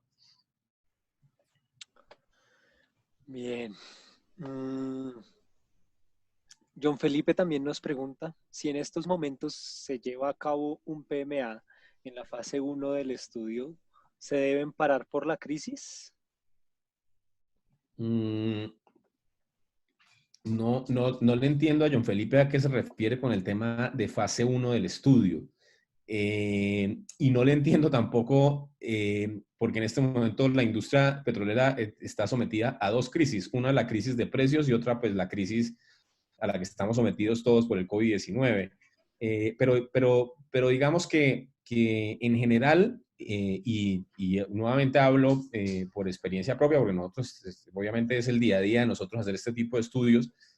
Nosotros no, por ninguno de los dos casos hemos parado la elaboración de estudios. Digamos que en los casos que hemos parado son más por temas técnicos del cliente o económicos del cliente que decide no continuar adelante con los estudios, pero realmente no directamente por temas de crisis, pues se va a parar la elaboración de estos estudios. Bueno, Diana Carolina primero nos hizo la aclaración de la pregunta va enfocada a la producción más que al gasto, cuando nos preguntaba sobre el gasto del agua. Y John Felipe también nos acaba de aclarar y dice, pues acá donde yo vivo se está realizando un PMA en API. Pero ese es respecto a un comentario que nos hizo Stephanie Pardo, que a continuación voy a leer. Pero ya Diana nos hizo la aclaración de la pregunta va enfocada a la producción más que al gasto. Uh-huh. Bien. Iván Nieto también nos pregunta, ¿para la utilización de los químicos en perforación requieren permiso de ANLA y se deben incluir dentro del PMA? Sí se deben incluir dentro del PMA. Digamos que uno presenta los químicos que se van a utilizar, pero no requieren un permiso del ANLA en especial. O sea, digamos que no un estudio va a aprobarse, no aprobarse por el tipo de químicos que se van a utilizar para la perforación de un pozo. Estamos hablando de los temas convencionales. Obviamente yo no sé si la pregunta tenga que ver algo con todas las inquietudes que pueden haber dentro de los temas de fracturamiento hidráulico, pero pues digamos que eso pues todavía no está autorizado. Entonces por eso yo Seguramente ahí que eso se está manejando de una manera totalmente diferente a lo que es lo convencional de la industria, pues no sé si el ANLA pueda, digamos que, oponerse a la utilización de un químico, no, la verdad. Bien, ingeniero, antes de continuar, nos gustaría de pronto aclarar un tema que se está generando ahorita dentro del chat del grupo, y es que Stephanie Pardo nos comenta: me gustaría que se aclarara que los PMA están integrados a las licencias ambientales, por lo que hablar solo de PMA es incorrecto. Desde la Ley 99.1993 ya no hay PMA, pero para proyectos de hidrocarburos, sino licencias ambientales. Y pues aquí era el comentario de John Felipe, en donde nos decía que donde él vive se está realizando un PMA, que es en API. Entonces, pues de pronto Sí, pero sí, yo sí quiero que nos aclararle a Stephanie hicieras. que eso no es así. O sea, uno tiene que hacer un estudio de impacto ambiental para obtener una licencia para una actividad. Pero uno sí tiene que hacer planes de manejo ambiental para las actividades específicas, así estén licenciadas, ¿sí? Entonces, lo voy a poner un ejemplo. Yo en la etapa de producción, eh, eh, obtengo una licencia ambiental para hacer una serie de actividades, pero si yo voy a perforar unos pozos, yo hago unos planes de manejo ambiental específicos para estas actividades. Lo que pasa es que esos planes de manejo ambiental no son para aprobación, ¿sí? Y entonces aquí desde el punto de vista ambiental sí me parece importante poder decir algo, y es que los temas ambientales no se limitan únicamente a lo jurídico, ¿no? O sea, como que, yo hago un estudio porque me toca hacerlo, para que me den una licencia o para que me den un permiso. Yo creo que dentro de la conferencia lo debía haber mencionado, que eso es un grave error, porque al final los estudios ambientales, llámese estudio de impacto ambiental o planes de manejo ambiental, lo que son unas herramientas de planeación. Y si yo lo veo simplemente como un trámite que tengo que seguir para surtir la consecución de un permiso, pues lo estoy viendo de una manera equivocada, porque estoy desperdiciando lo que realmente es, que es una herramienta de planeación ambiental de un proyecto. Perfecto, muchas gracias. Esperamos pues haya sido solucionado el comentario que hubo por parte de Stephanie Pardo. Sí, También pero John aquí nos... estoy leyendo, espera un segundo, que Dale. dice que le estoy leyendo el chat y Stephanie dice, sí, pero seguro debe estar atada a una licencia ambiental. Sí y no, no necesariamente siempre. Lo usual es que esté atada a una licencia ambiental, Stephanie, pero recuerda que hay actividades dentro de la industria que no requieren una licencia ambiental. Por ejemplo, la sísmica. La sísmica no requiere una licencia ambiental, a no ser de que yo vaya a construir una carretera, que no es lo usual. Entonces, la sísmica, ¿cómo se maneja? La sísmica está pues regulada básicamente por lo que digan las corporaciones autónomas al respecto. Y entonces las corporaciones, la gran mayoría, pero no todas, exigen un documento que se llama un MMA, unas medidas de manejo ambiental, que al final es como un plan de manejo ambiental. Es parecido, o en su contenido muy parecido a un plan de manejo ambiental. Entonces, no siempre están ligadas a una licencia ambiental. Casi siempre, pero no es una regla de que siempre es. Y ahí, por cierto, Stephanie Pardo dice, a lo que me refiero es que hoy en día los proyectos de hidrocarburos están sujetos a las licencias ambientales, lo cual se compone de un EIA, un PMA y el acto administrativo que otorga la licencia ambiental. Dice muchas gracias. Continuando con las preguntas que teníamos, también John nos pregunta, ¿se puede reusar agua tratada de vertimientos para riego en vías y qué permiso se requiere para hacerlo? Pues la que la tiene que, sí, o sea, voy a empezar de atrás para adelante. Sí se requiere un permiso para poder hacerlo, y sí se puede reusar agua para tratar de vertimiento en vías. La que la tiene que autorizar es la autoridad ambiental, en este caso, pues la Agencia Nacional de Licencias. Cuando yo tramito la licencia, y ella determinará si en ese lugar se puede hacer o no se puede hacer, y en qué volúmenes se puede hacer. Entonces, sí, vaya aclarada esa pregunta, pues. Perfecto. Mauricio Orozco nos pregunta, en un PMA algunos criterios quedan de forma muy general y se prestan para diferentes interpretaciones. En caso de un sancionatorio por la ambigüedad de un criterio, ¿cómo se hace la evaluación para determinar si hubo o no una falta? No. Ahí sí me gustaría, mientras respondemos tal vez la siguiente pregunta de Oscar Torres, que Mauricio nos vuelva a decir a qué criterios se hace referencia a él, porque pues no le entiendo, no le entiendo qué criterios, de qué criterios, a qué criterios se refiere, pues. Listo. Mauricio, por favor, acláranos por el chat tu pregunta y acláranos los criterios a los que te refieres. Oscar Torres nos pregunta entonces, ¿qué aprovechamientos de tipo industrial o agropecuario puede dársele a las aguas que resultan del proceso de exploración o producción y así evitar reinyectarlas? Sí, esa respuesta pues estaba contenida en mi charla, yo lo debía haber mencionado y no recuerdo si en el mismo cuestionario que se les formuló estaba inclusive, pero Oscar, básicamente yo puedo utilizar el agua en la parte agropecuaria para riego de cultivos que no vayan a ser de consumo humano, ¿sí? Digamos que esa es la limitante, a pesar de que en Colombia se han hecho investigaciones acerca de los temas de ecotoxicidad de las aguas de producción y los efectos que pueden llegar a tener eventualmente en cultivos.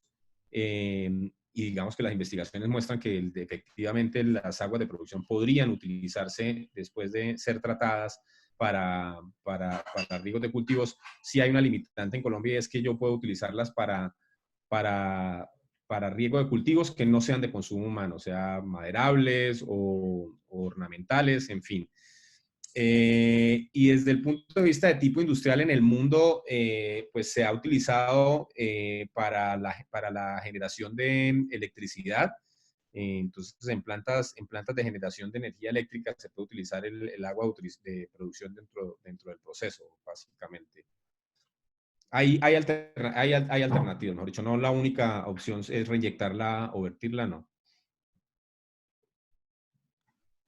Listo, ingeniero. Entonces, yo creo que le vamos a dar la palabra en este momento a Mauricio para que nos aclare de pronto la duda que él tenía.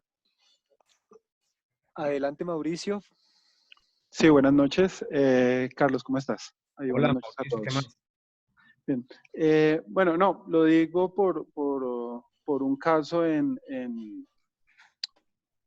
obras civiles, ¿sí? Por ejemplo, en el PMA dice que en un abandono los escombros deben ser dispuestos. Pero Ajá. uno, en vez de llevarlos a una planta o a un sitio de disposición, lo que hace es un aprovechamiento de esos escombros de concretos para, no sé, para sacar un fallo en la vía, para un arreglo, y de pronto quedó abierto. Entonces, digamos que hay un sancionatorio porque supuestamente no se llevaron donde se tenían que llevar, sino se dispusieron sobre la vía o se hizo un aprovechamiento. ¿Quién dice realmente quién tiene o no tiene la razón? ¿Si la operadora o la corporación? Es como a eso, a lo que voy. O sea, Sí, es como ok, en la pero no, ambigüedad de un criterio. Mauricio, lo que mi experiencia me dice es que normalmente eh, la autoridad termina teniendo la razón, ¿no? A no ser de que uno tenga unos argumentos muy sólidos desde el punto de vista técnico. Que ya entiendo un poco mejor tu pregunta y la verdad es que lo importante para que ese tipo de criterios no queden de forma general, pues tienen que surtirse durante la elaboración del estudio, ¿no? Si yo digo en el estudio que yo voy a disponer unos residuos, pues no puedo limitarme a decir que los voy a disponer, tengo que decir la manera en que los voy a disponer y ya después de dicho la manera en que los voy a disponer, me tengo que pegar a eso que mencioné, ¿no? Si yo eventualmente durante el proceso encuentro que hay otra forma de disposición, pues yo podría hacer una modificación al plan de manejo ambiental y solicitarle a la autoridad que a lo mejor me incluya dentro de ese plan de manejo ambiental o dentro de esa autorización del plan de manejo ambiental la posibilidad de tomar esa nueva opción que yo encontré que podía ser viable para el proyecto. Pero digamos que la forma, la mejor, o sea, te voy a responder la pregunta en dos vías. La primera, la forma que no quede general, durante la elaboración del estudio se sea muy específico pues, en las formas en que se va a disponer. Y segundo, pues a no ser de que yo tenga un argumento técnico muy sólido y que digamos que desde el punto de vista ambiental no tenga implicaciones, pues normalmente la última palabra pues sí la tiene la corporación, porque pues es la autoridad, ¿no? Ok, gracias. Sí, listo. Bueno, me gustaría también entonces en este momento darle la palabra a Diana Carolina para que pronto nos pueda aclarar y pueda aclararte a ti, ingeniero Carlos, la pregunta que estaba haciendo sobre el agua.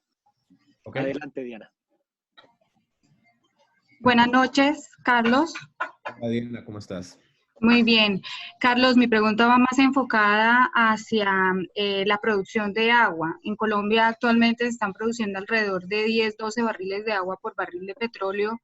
Entonces yo quisiera saber en su concepto, en su experiencia, cuál cree que puede ser la mejor estrategia para darle valor a esa agua que en estos momentos está siendo exageradamente producida, para no llevarla directamente a vertimiento o para no hacer de ella una reinyección, como lo decía hace un momento, sino, por ejemplo, ¿qué es lo más viable? Si usarla para riego, ya decías que de pronto riego es, si no es cultivos de consumo humano.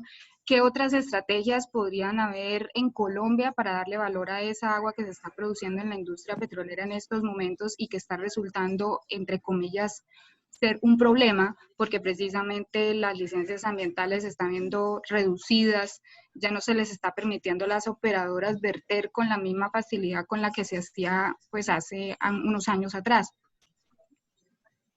Sí, bueno, ahora sí ya entendí un poco cuál es tu enfoque hacia el tema del agua.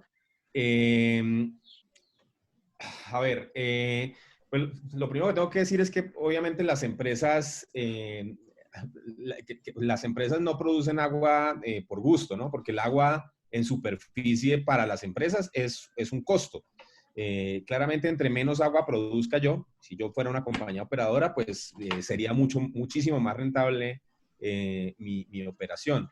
Entonces, ya pues si el agua ya fue la que subió, pues bueno, ya se convierte en un tema a manejar.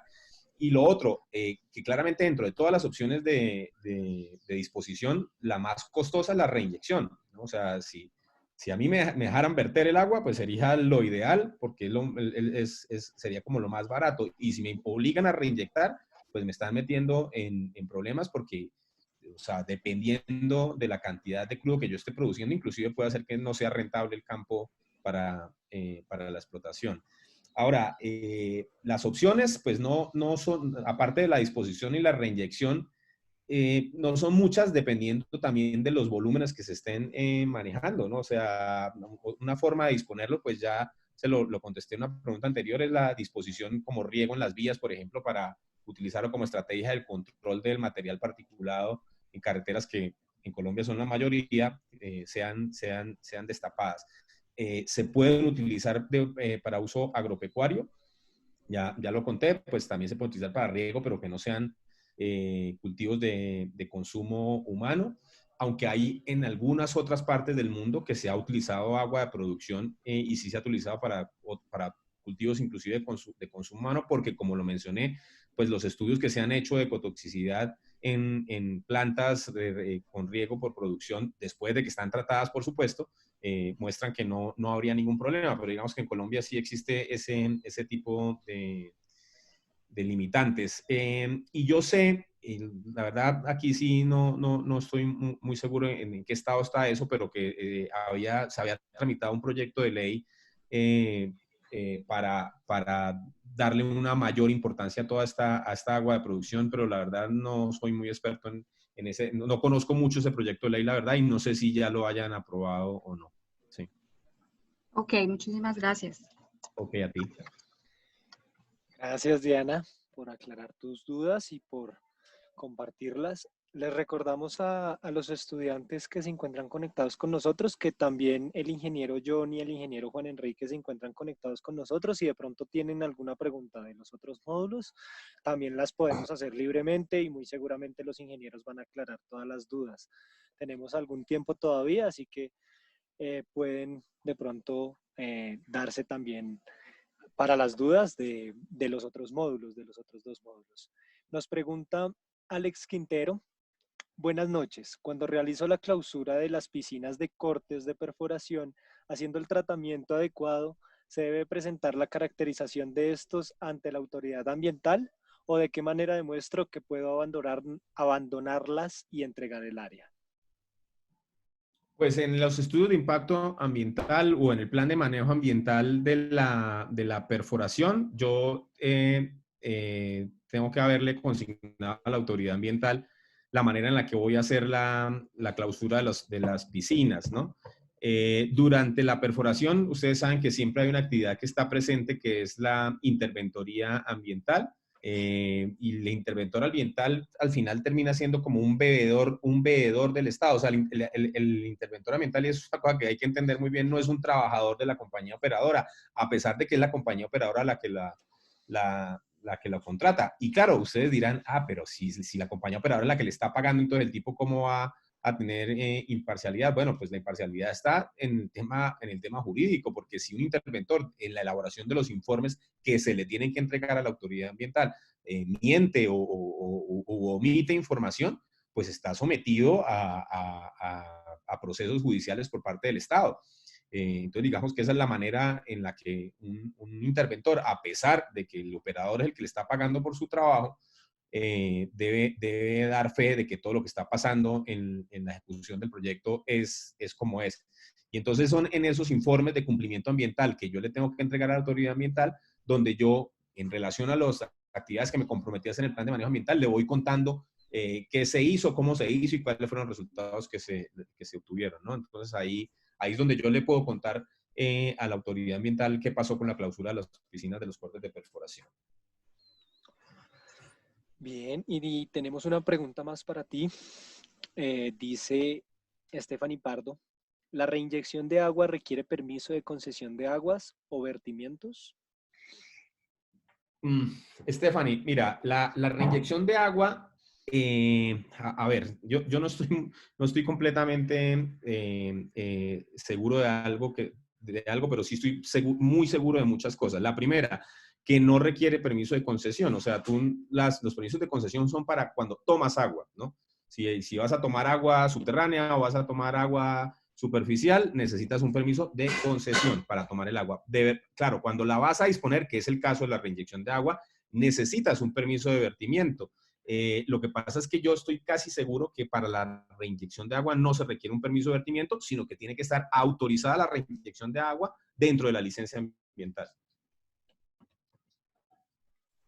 Listo, perfecto. Tenemos a Alejandro, quien nos tiene una pregunta para el ingeniero John. Entonces, si quieres, te daremos la palabra, Alejandro, para que por favor nos comuniques tu pregunta y el ingeniero John la pueda resolver. Y también para Juan Enrique, para que por favor los dos de una vez estén atentos, ya que Alejandro va a tener la palabra. Adelante, Alejo.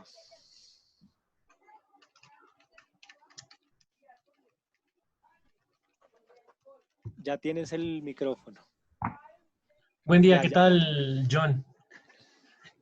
John, mi pregunta va enfocada en algunas operaciones, por ejemplo, en Cantagallo, donde la movilización de los equipos es complicada. El mismo taladro que perfora hace el workover. Entonces, quería preguntarte qué tan viable es y económicamente es mejor tener dos equipos por separado o de una vez hacer todo el trabajo con un solo equipo. ¿Y qué riesgos tengo? Porque pues obviamente la maquinaria del equipo de perforación es más robusta y más pesada y pues puede comprometer la estabilidad del pozo, puede comprometer la integridad mecánica del pozo. Gracias. Bueno, te contesto, digamos que técnica y económicamente hablando. técnicamente hablando, un equipo de perforación puede hacer el completamiento de un pozo sin problema, o sea, puede hacer cualquier workover sin problema, y es más, los equipos de perforación son mucho más capacitados que los mismos chivos de workover. Lo que sí es cierto es que un equipo de perforación, desde el punto de vista económico, es bastante más caro que un equipo de workover. Entonces, el tema más que técnico pasa por el tema económico. Por darte una cifra, un equipo de perforación te puede costar, no sé, $25,000 día o más, y el equipo de workover te puede costar $15,000 o más. Entonces, muchas veces es mejor mandar el equipo de perforación a que perfore y detrás ir el equipo de workover. Además que las operaciones de workover, digamos que son más rápidas, muchísimo más rápidas que las de perforación. Hoy en día, digamos que perforar un pozo se puede demorar 15 días y un completamiento te puede durar 3 días. Entonces es más lógico tener un equipo de workover por 2 o 3 equipos de perforación, porque pues te va a permitir inclusive atender los pozos viejos y fuera de eso atender y hacer el completamiento de los pozos nuevos. Lo otro es la infraestructura que hacen en los pozos es para los equipos de perforación porque necesitan mayor capacidad portante, o sea, mayor soporte de carga en el piso.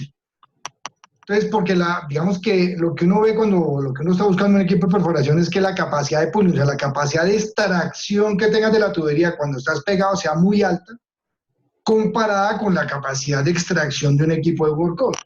Entonces, digamos que en mi concepto me parece más lógico tener un equipo de perforación que perfore y un equipo de workover que haga su trabajo de completamiento. Es bastante más lógico desde el punto de vista técnico, económico, de movilizar, la misma movilización de cargas que mencionas. El equipo de workover es bastante más sencillo, son muchas menos cargas que hay que movilizar. Yo siempre he dicho que el equipo de perforación es un país, son 30, 40 cargas, eso es mucho. En cambio, el equipo de workover pueden ser 10 cargas, 12. Entonces, digamos que es más lógico pensar en un equipo de workover para workover y un equipo de perforación para perforación. Sin decir que en sitios como, no sé, en Arauca, o que son bastante distantes, los pozos que están cerquita de Yopal, que son muy lejos ya no adentro, pues la movilización de otro equipo te va a complicar mucho más que tener un solo equipo. Entonces, el equipo de perforación te puede hacer todo. Te va a costar más, eso sí. Ok, muchas gracias, John. Y mi pregunta para Juan Enrique, ahorita que estábamos hablando acerca del proceso de bautizar un tanque, nosotros tuvimos un caso similar en una facilidad de superficie y lo que hicimos fue primero bautizarlo y luego recircular en un circuito cerrado con una de las bombas de suministro o con una de las bombas de cargadero dentro del mismo tanque. Obviamente pues dejamos reposar y después de echarle el rompedor se separó más rápido, pero hubiésemos tenido el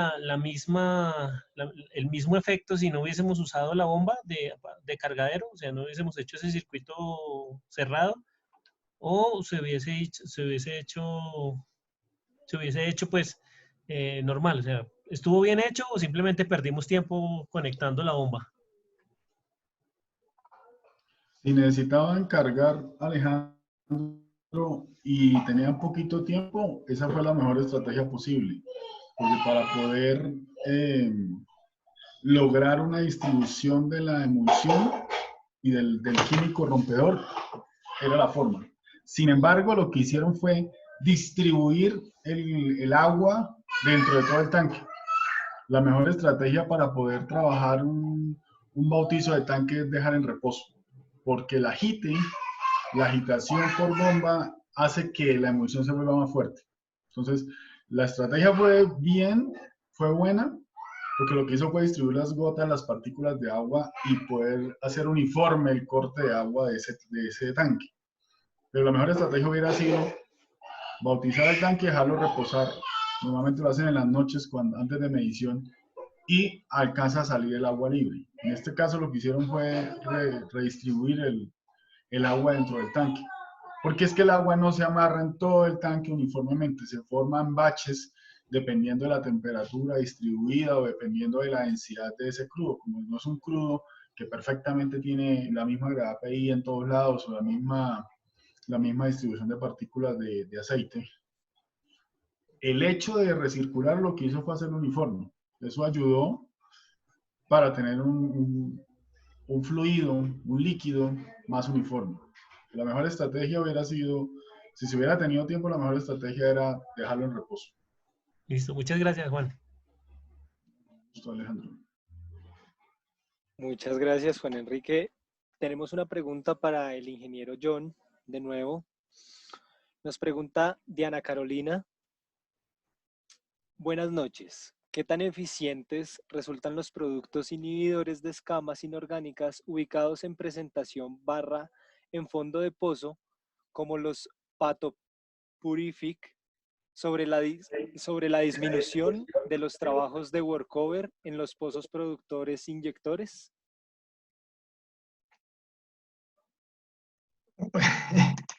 Lo que te entiendo es, o sea, lo que te estoy entendiendo ahí es que hay unos inhibidores de corrosión que son unas barras que se meten en el fondo del pozo y se dejan allá hasta que, digamos que su efectividad se va viendo disminuida.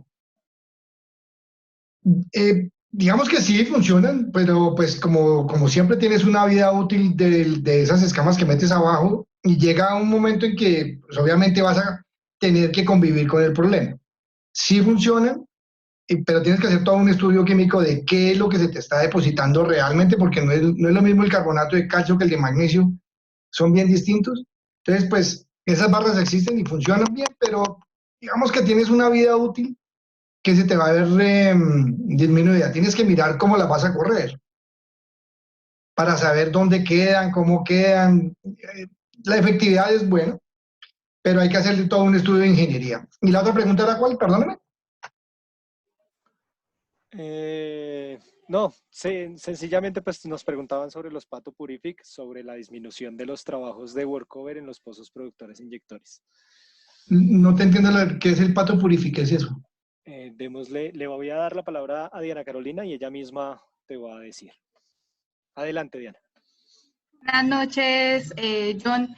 Es que existen unas barras que las ubican en fondo de pozo y ellas van funcionando a medida que se va produciendo pues los fluidos de producción, el agua, etcétera, y a medida que van saliendo por esas barras, ellas van como desorbiendo o van arrojando poco a poco pues el componente químico que tengan, XY, no sé cuál tienen. Pero últimamente ha salido esa tecnología como una buena opción para disminuir los trabajos de workover. Entonces no sé si realmente es pues tan panacea o tan bueno, si realmente los trabajos se disminuyen utilizando estos productos o si es mejor utilizar como convencionalmente se hace la inyección de inhibidores por capilar.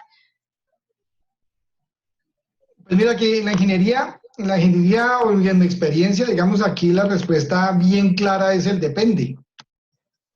Depende de mucho inclusive de la empresa que te ofrezca tanto las barras como los químicos. En ambos casos te puede funcionar. Las barras tienen el problema que tú las dejas abajo y ellas van, digamos, gastando su principio activo y van funcionando, pero al final, digamos que pues también tienen una vida útil que se te va a ver afectada. Entonces no es que te deje o te disminuya la cantidad de workover, lo que pasa es que te mantiene el pozo produciendo y digamos que la depositación de calcáreos se te ve disminuida. En mi experiencia lo más fácil es meterlo por el capilar, porque además tú tienes el principio activo en superficie y puedes estarlo mirando constantemente. Okay. Los productos químicos, yo no quiero hablar más de los productos químicos de nadie, pero productos químicos hay muchos. Y hay mucha gente que le dice a uno que eso funciona y que es la panacea y resulta que no es tan así. Ok, sí. Para mí, lo mejor es, uno, hacerlo en superficie, moldearlo por el capilar y cualquier cosa que tú tengas, tú tienes capacidad de respuesta porque la cantidad que almacenas en el capilar es ínfima. Entonces, por ahí puedes estar, digamos que dosificando más, dosificando menos, cambiando el químico, cambiando el proveedor. Cambio con las barras, eso te dicen que es 6 meses y te puede durar 4, como te pueden durar 8. Ok. Gracias.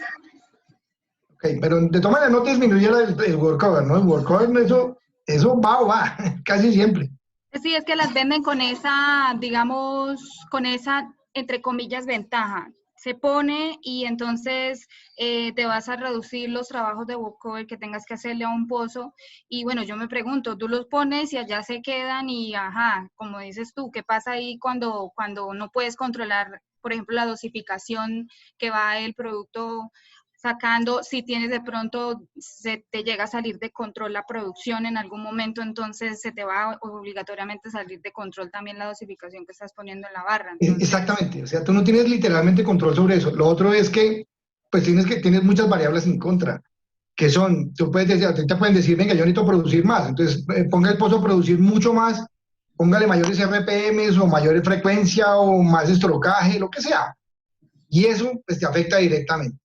Eso también te afecta en que vas a tener mayor barrido de temperatura, vas a tener de pronto presencia de gas que los afecta. Tienes una gran cantidad de cosas que a mí no me gustan, pero pues digamos que no estoy satanizando la tecnología, no quiero para nada satanizarla, pero sí es mejor, obviamente, hacer una prueba y probarlo, y luego mirar si funciona, pues funciona, pero en lo que yo he visto, lo mejor es tratar los químicos en superficie. por el capilar. Ok, Claro, gracias. claro.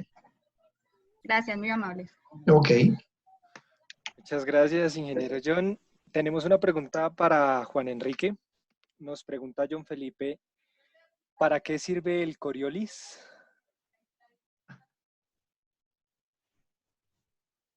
Ok, el Coriolis es un tipo de principio que se utiliza en unos medidores másicos. Los Coriolis, como su nombre lo indican, fue descubierto esa fuerza Coriolis que permite unas oscilaciones en el flujo. No sé si alcanzan a ver la pantalla. Sí, la estamos viendo, ingeniero. Él permite, hay unas barras internas que él tiene. A medida que va pasando el flujo, este es un tipo de medidor Coriolis, va pasando el flujo a través de ese medidor y unas barras se van moviendo. Eso genera una oscilación casi armónica o casi periódica, con una periodicidad dependiendo del caudal, y permiten con esas oscilaciones medir un flujo máximo. Y con la densidad que se le determine a ese fluido, se puede calcular el caudal aproximado con una precisión bastante alta de cuánto líquido está pasando por ese medidor. ¿Qué ventajas tiene este tipo de medidor? Pues que es un medidor que no requiere mucho mantenimiento, que se pueden conseguir proveedores relativamente baratos, que se han utilizado en la industria por más de 25 años, se utilizan incluso en otras industrias de alta precisión. ¿Cuál es la desventaja? Cuando la producción de líquidos viene asociada a mucho gas o cuando el volumen del gas viene por baches. El gas enmascara esa densidad aparente del líquido, porque como lo dije anteriormente, necesita una densidad casi constante o una densidad dentro de un rango, y si no está ese rango, que lo hace variar muchísimo el gas, una producción de gas aleatoria o por baches o por lotes, hace variar mucho la densidad y por tanto falla este medidor. Hay algunas tecnologías mucho más costosas, sin hacerle publicidad ninguna, como Emerson o como Micromotion, que ya tienen esa característica y que piden que tenga más presión, más diferencial de presión, etc. Acá sí están observando esos detectores. Lo que hacen es, a la medida que se acercan esas barras, cuando pasa el flujo, va haciendo esos pulsos y los va transformando en unidades másicas, y con la densidad se determina el volumen. Ventaja, que son ampliamente utilizados en la industria, que tienen buena precisión cuando es líquido, se pueden calibrar de una manera relativamente fácil. Desventaja, cuando hay una cantidad de gas que no se puede determinar fácilmente o que tenga una cantidad de gas aleatoria, hace fallar el medidor. Esos son los medidores Coriolis. Muchas gracias, ingeniero Juan. Esperamos haya sido realmente aclarada la duda de John Felipe. Ingeniero John Mariscal, Stephanie Pardo pregunta que si por favor le podemos aclarar qué es el capilar. Ok. Bueno, no, en las bombas electrosumergibles es muy fácil ver cuando tú te desarrimas, ahí ves 3 cables eléctricos, son cobre bastante robusto, y al lado le meten un tubito delgadito que va desde la cabeza del pozo hasta muy cerquita a la bomba, a la entrada de la bomba. Ese es el famoso capilar. El capilar es un tubo de 3/4, de un tubo bien, perdón, de un cuarto, un tubo de diámetro muy pequeño que va desde la cabeza del pozo hasta el fondo del pozo, con el fin de enviar o suministrarle productos químicos a través de ese tubo hasta el fondo, buscando que haya 2 cosas. Uno, que haya que la turbulencia que genera la bomba ayude al producto químico a hacer su trabajo, entonces al rompedor de emulsión o a antiespumante, en fin, o el inhibidor de calcáreos, que eso pues digamos que es una forma. Por ahí le puedes meter, digamos, químicos, que es lo que necesitas. Eso es un capilar es un tubo delgadito que va de cabeza al fondo del pozo. Eso es todo. Ah, bueno, y puede ser corrido en cualquier equipo, ¿no? O sea, no necesariamente electrosumergible. Lo que pasa es que en el electrosumergible es muy sencillo porque tengo los 3 cables que son los que, o las 3, que van hasta la cabeza del motor. Pero en bombeo mecánico también se puede meter. En bombeo PCP también lo pueden meter. Entonces, digamos que sí se puede. Claro, es que por ejemplo, en bombeo hidráulico se podría, pero tienes que tener un equipo adicional que te conecta el capilar a la parte, para poder entrar adentro valga la redundancia, adentro del tubo. En el otro puede ser simplemente que quede sumergido.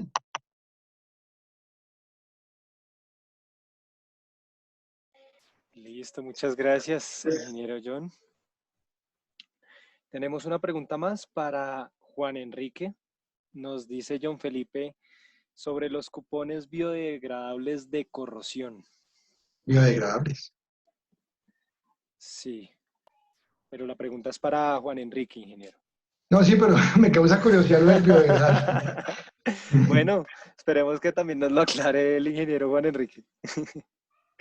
Los cupones biodegradables no existen. Eso nació en una empresa que tampoco quiero decir el nombre, como dice el profesor John, que hablaba siempre de productos biodegradables para tratamiento químico. Sí y no. Eso es como el detergente. Siempre hago la analogía con los detergentes porque nos dicen que hay detergentes biodegradables, porque en la FDA norteamericana el tener detergentes con un principio activo biodegradable los hace biodegradables, pero a veces la base de ese detergente es completamente contaminante. Entonces no es biodegradable, por decirlo de alguna forma. En el caso de los químicos, los cupones biodegradables indican que el material que tiene el contacto con la tubería o con el elemento a hacer corrosión, en este caso la barrita, si se puede ver acá, no se alcanza a ver, bueno, sí.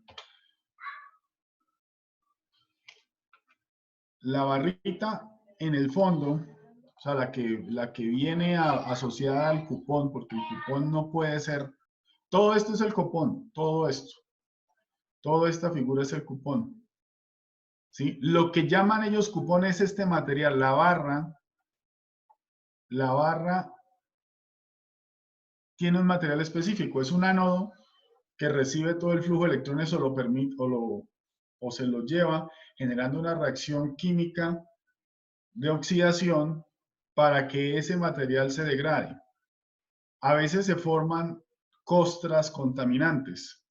En el caso del óxido ferroso, que es uno de los que más se forma en esa clase de cupones, se utiliza un material biodegradable que tenga más componente orgánico, como un bicarbonato o un carbonato con más hidratado, que permite que se genere la corrosión, se genere la reducción de ese cupón, se degrade, y ese polvillo, ese residuo, no genera contaminación a su entorno, como lo podría ver en la figura anterior. Uno coloca un cupón de corrosión en cualquier lado de la tubería. En el cupón, acá se introduce la barra, Y puede filtrar tanto acá en esta salida, puede filtrar acá en esta salida, o puede incluso generar partículas en cualquiera de las conexiones. Al salir ese producto al medio ambiente genera un efecto inocuo, por eso se llaman biodegradables. Pero esta figura, todo este elemento no es biodegradable. Solamente la barra interna, que es la que denominan las empresas de químicos cupón. Para nosotros los ingenieros de petróleos, todo este elemento es el cupón de corrosión. Lo que va adentro, lo que va internamente, antes era muy contaminante cuando se degradaba, cuando se reducía o cuando se oxidaba. Ahora hay unos que son obviamente biodegradables porque sí, en realidad su residuo es biodegradable, se puede utilizar como abono o a la hora de sacarlo se puede disponer también de esa sustancia, de ese polvillo que queda. Esos son los que se llaman biodegradables. Vale, ingeniero, muchísimas gracias. Esperamos haber aclarado de nuevo las dudas de John Felipe y todas las de nuestros participantes del día de hoy. De esta manera, damos cierre a nuestra segunda asesoría del bloque de hidrocarburos para no petroleros.